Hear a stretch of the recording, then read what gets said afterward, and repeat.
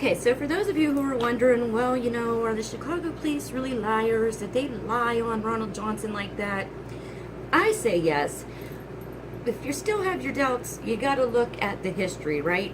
So I can prove this history in just using one police officer on the Chicago Police Department as an example, and that is Officer Gil Sierra. And his first case, his first dirty case, was the shooting death of Darius Pinex in January of 2011. Darius Pinex and a passenger were driving down the road, minding their own business, when these two rogue cops got behind them and decided to ruin their whole day. I'm going to let Darius Pinex's mom elaborate a little bit, give you a little feel of who the dead man is. He was somebody to her, and I think that's what's lacking in a lot of these police shooting cases, is people just can't identify with the suspect, or they think they're criminals, or they just don't care and they go on with their lives. But one day it could be your child or your uncle or your brother. So I think we should all care about this stuff. But she tried to tell everybody that this was not right, that the police were lying to her. She said she knew it from the beginning. So let's see what she has to say. Tonight, in a civil lawsuit against the city of Chicago and the police department over the shooting death of a 27-year-old man. It happened back in 2011. Good evening. This verdict comes as another lawsuit is filed against Chicago police for last year's fatal shooting death of a 19-year-old, and that is a separate incident. Eyewitness News reporter Leah Hope is live at the Dirksen Federal Building tonight. Leah. Kathy, this case took 4 years to get to federal court, and it took a jury less than a day to deliberate. They found in favor of the officers, ultimately in favor of the city. Now, the city's law department says officially, we believe the jury correctly assessed the case in its totality and found the officers acted appropriately under exceptionally challenging circumstances. We spoke with the family of the man who was killed. They disagree with that statement. A grieving family now finds a jury's decision hard to take. And my son gone for nothing? How dare they? How dare them? Darius Pinex was killed when a traffic stop went wrong in 2011. Chicago police allege Pinex motioned toward a gun under his seat and moved his vehicle. The attorneys for Pinex's family contended the officers overreacted in a wrongful death lawsuit against the city of Chicago and 2 Chicago police officers. Jurors deliberated for 7 hours and found in favor of the officers. I can't believe they just put them back on the street like that and just murder my brother like that. That hurts so bad. I don't feel safe when I go inside my neighborhood. Anytime I go somewhere, I have to feel like I have to be linked up with somebody, because I don't trust the police to pull me over and righteously and do their job righteously and not violate my constitutional rights. Today's verdict comes as another lawsuit is filed against the city and 2 unnamed police officers on behalf of 19-year-old Rashad McIntosh. It's been so hard for me.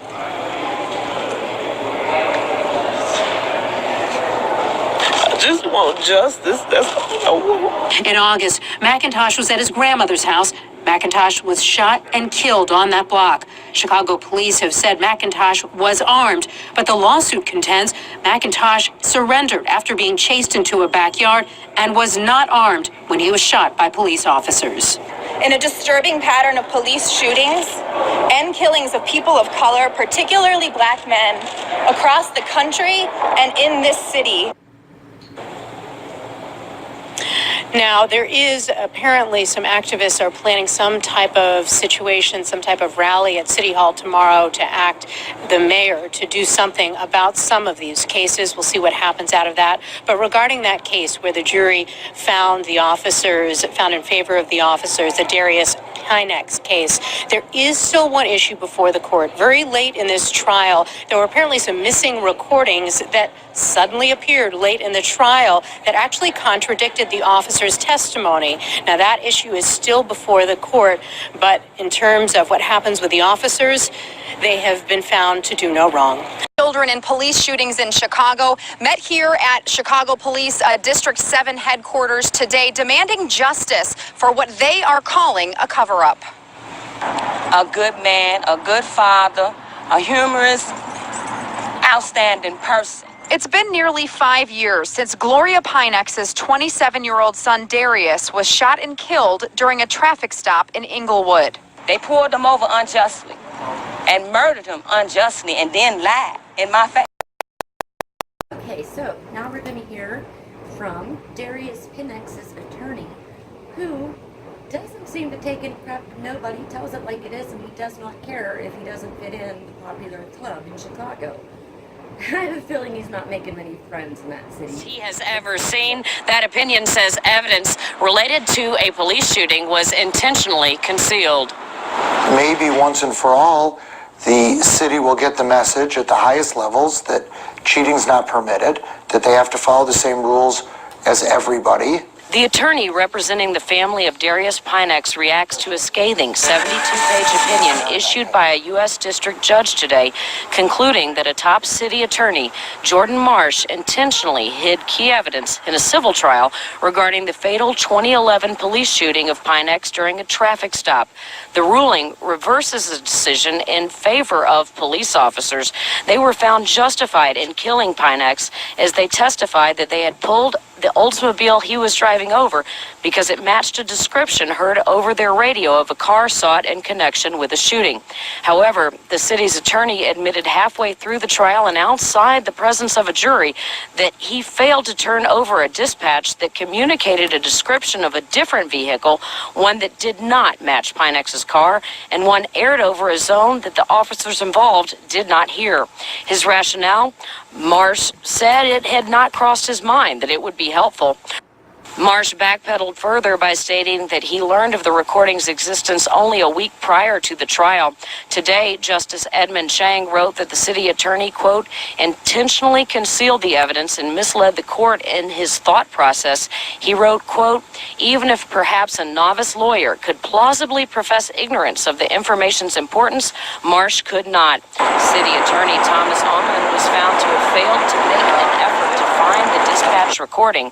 The city has been ordered to pay attorney's fees to the plaintiff's family, too. There are rules. Play by the rules. They didn't play by the rules. They got caught. How many times has it happened and someone hasn't gotten caught? Okay, so there you have it. It came out and it was proven that this was all just make-believe that they were making up.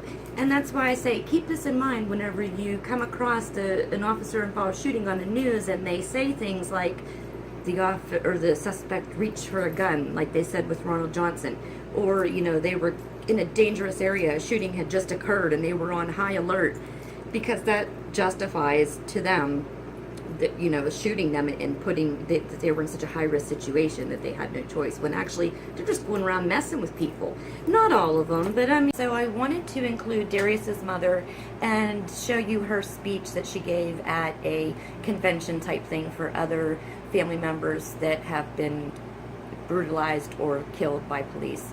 I think it just shows just what a good woman she is, and just makes her more relatable, and so that you will care about these people, because they're people just like us. They were somebody's son, brother, uncle, so here she is. Pinex, the mother of Darius Pinex. It has been rough. I mean, real rough. But the fight has been worth it. The struggle has been worth it for my son Darius, because he did not deserve what he got. And he still don't deserve what he gets now. I mean, even after sitting in the courtroom, those 8 jurors heard the same thing that I heard, and heard him perjuring himself on the stand like that.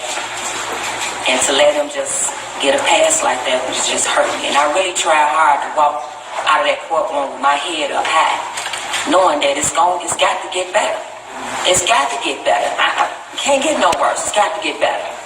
And to hear that I had another chance, that it just really made my day. Like, okay, it's not over with yet, But to know that they lied on my son, just, and I really thank everybody for backing me up and supporting me. And I told them 4 years ago that I wasn't going nowhere, and I'm still here, and I want justice for everybody that's standing up here, because we deserve it, None of our children deserve to die that night. That's right. Man, one of those nights. And thank you guys.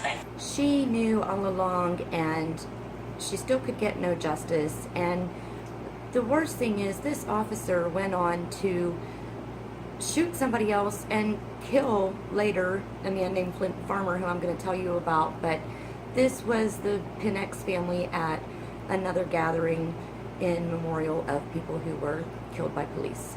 Me and Jimmy have a history. The same officer that killed Flint Farmer is the same officer that killed Darius Pinex. Can we say that on mic? Now say that. Now get this on camera. Okay. The same officer that killed Flint Farmer is the same officer that killed Darius Pinex. The same year. 2011, January the 7th, my son was murdered in his car in a routine traffic stop. Now, had they done what they supposed to have done with Sierra, he would have never got a chance to get to Flint. You understand me? If they took him off the streets when they supposed to, when I asked them to, he would have never got a chance to get to Flint Farm. But they didn't do that. They labeled my son's homicide as justifiable as well. Okay, so I told them I wasn't going nowhere. I meant that, and I'm still here today. All right. Justice for my son and everybody else's child out here. And I've been the first as well. I applaud those guys for standing up, and I'm trying to figure out what's wrong with Chicago. You know, we need our people to stand up here. Once they stand up, Gloria's here. Ain't going nowhere. No justice, no peace. All right. Officer Gil Sierra, what a nightmare he is. He also, not only did he have 3 shootings, you guys, but he had 3 shootings within a 6-month period in 2011. And he was not even fired after that. He was taken off of the street with a gun and put on desk duty after the 3rd killing, the 3rd shooting. He killed the guy. But he was not fired, and he actually got to resign in April of 2015 when the truth started coming out about the lying attorneys. And he resigned with a pension, and he will still collect $75,000 a year, his salary. That's incredible to me. You kill 2 people and shoot and wound another, and you get rewarded. When you see how he killed the 3rd person, you're going to be amazed. But let's go to his 2nd one, which happened in March, just 2 months later. Okay, so Officer Gil Sierra, let me tell you what he did to a young man named Dion Richards. Dion Richards was 19 years old, and Gil Sierra used the same exact story. He said that there were shots fired in the area, so he had to go see what was going on, and that's when Dion Richards pointed a gun at him, and he had to fire. Now, Dion Richards lived, but he went to county jail right after, because when people are suspected of crimes, they go to jail and usually don't get a bail. If they do at all, it's very high. But he was in jail, and he had already been in jail for 10 months when the state came to him with a deal. They said, do you want to take a year for the charges that Gil Sierra put on him, which were assault on a police officer with a deadly weapon and possession of a handgun. So he did what oftentimes the state will really hope that a lot of young men do, is just cop out to a plea because they know the system is bigger than them, they cannot fight it, so they cop out and take the deal and say, yeah, I'll do a year. He'd already done 10 months by then. What's another 2 months and then have it behind you, right? I just feel like if he really pointed a gun at Gil Sierra and there was really good evidence of that, I feel like he would have done a lot more than a year in the county jail. He would have went to prison and done state time. But, you know, that's the story that Gil Sierra tells, and Gil Sierra has been proven to be a liar, so I don't believe it, personally. But, moving on, in June 7th of 2011, the same year as he shot these other 2 people, he shot a man named Flint Farmer. He shot Flint Farmer 16 times, and there is video. So let's go over the video first, and I'll come back and tell you what I think. I'm getting low, wish I could go down with